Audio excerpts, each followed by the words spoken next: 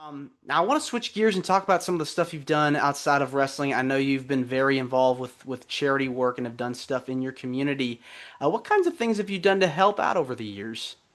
Over the years, just different things where it's kind of like helping with donations and just when it comes to gathering foods and also suicide prevention and when it comes to adopting dogs. And there's just so many, whenever I can help, it's just be there and try to be there for your community and things you believe in. But definitely prevention and just mental health awareness is a huge thing. What is it about that cause that means a lot to you? I think because I've always felt so much, I've been sensitive. I think that that has made me aware of so much. I see people when they hurt. I understand them.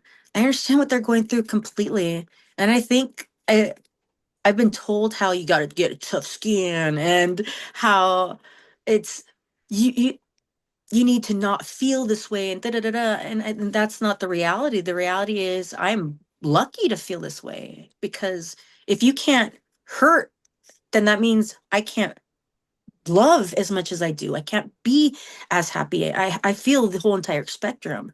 So this sensitivity means that I could feel all this beautiful happiness. Like my happy is happy.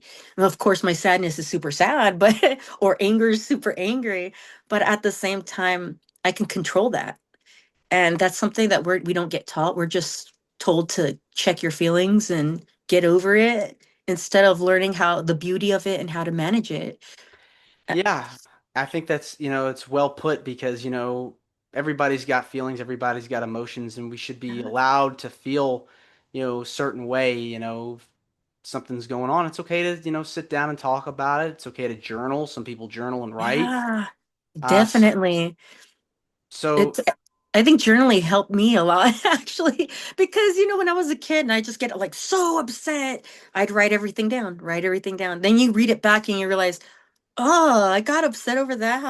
How stupid. Get over it." I would make fun of myself, like teasing, you know what I mean? It's not like that I hated myself, but I would think, "Wow, okay." And then it made me more mindful of, okay, let's take whatever you're upset and then focus on things that need, like I shouldn't get upset over little things because that's unnecessary. It made me more aware of the whys and where to channel my feelings and what to get upset over because some of these little things, as when we're younger, we were just overreacting, not understanding that we were overreacting. exactly. And so, was there a moment where you were able to help someone out or talk about suicide prevention and mental health? Was there a time where you were able to pay it forward to someone else who needed help? I don't think we ever really know, like I think unknowingly in wrestling, being a wrestling character, I've helped a lot of people because people have told me that. And then people have also told me that doing Lillian Garcia's podcast helped a lot too. Speaking out and telling people about what I had to go through or what I went through in, you know, my journey in depression and my thoughts of, not wanting to be on this earth anymore. So I think talking to people in public, not necessarily one on one in person. I think that thank goodness I said something in interviews because maybe it helped somebody else. And people have told me it helped, but hopefully I can help more. But sometimes who knows? I think the closest people to us, that's the trickiest part where you try to give advice or you just be there and you hope that it ends up well. And sometimes the closest people to us, we shut them out and we don't say anything. And we're all left to wonder, did it help? And some people are open and they say thank you, being there for, like, being there for me actually helped. It's vice versa. We need to realize what we do and how we shut people out, because I also noticed when I was in need, when I was in my darkest times, I didn't say anything to anybody. I didn't want to burden anyone.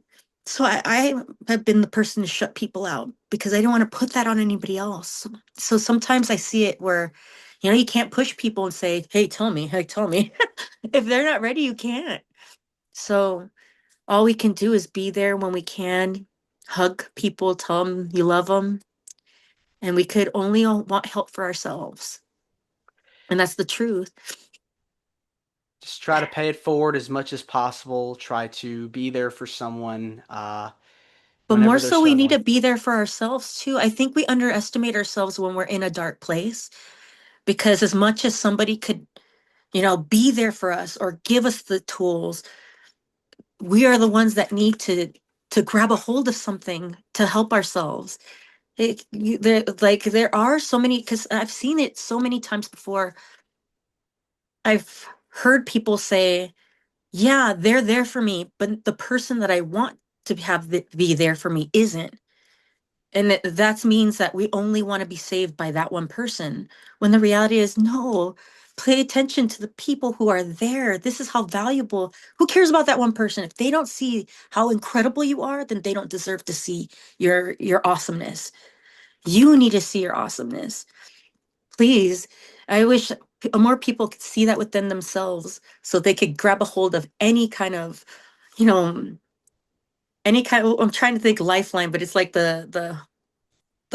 is it? The floaties, but it's like it has a name. That life preserver. You need to get anyone that's out there and you hold on to it because you deserve it. You are a glowing light for others and you don't even realize it. And I want more people to see that. Yeah, I mean, so all we can do is, try to take care of ourselves and take care of the people around us and, help each other out, one step at a time. Yes.